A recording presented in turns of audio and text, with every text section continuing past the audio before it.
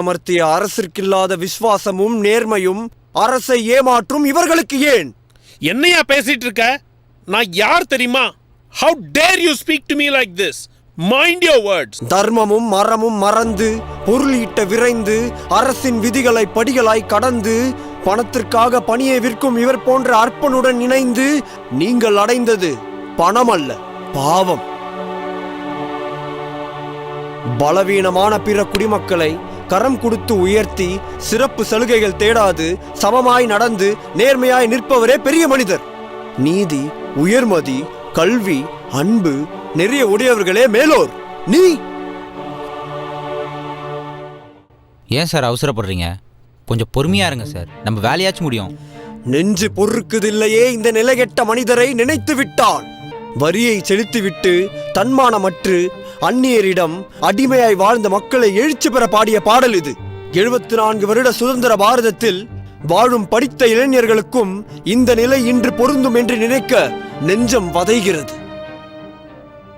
பணத்தை கொடுத்து நம் வேலையை முடித்துக் கொள்வோம். நம் வேலைதானே நமக்கு முக்கியம்.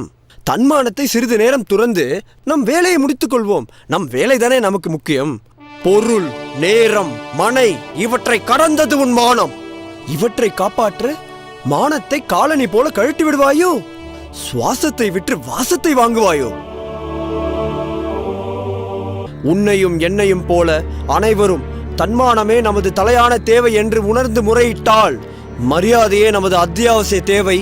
அதை நிச்சயம் தந்தே ஆக வேண்டும் என்பதை அவன் உணர்வான். அன்று நம் தேவைகள் அனைத்தும் நிறைவேற்றப்படும் மரியாதையுடன். உங்களை போன்ற சில ஊழியர்களால் சாதாரண குடிமக்களுக்கு அச்சம் எழுகிறது. மக்கள் தேவையை சேவையாய் கொண்டிருக்கும் இவர்களை போன்ற சில நல்ல ஊழியர்களின் பெயரும் அரசின் பெயரும் மாசடைகிறது.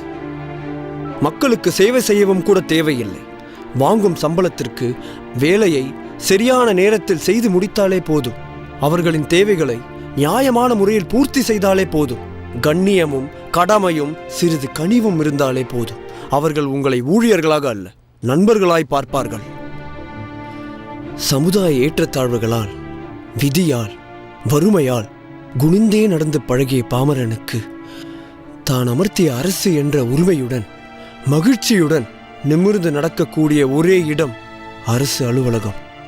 அங்கும் அவர்களை குனிய விடாதீர்கள்.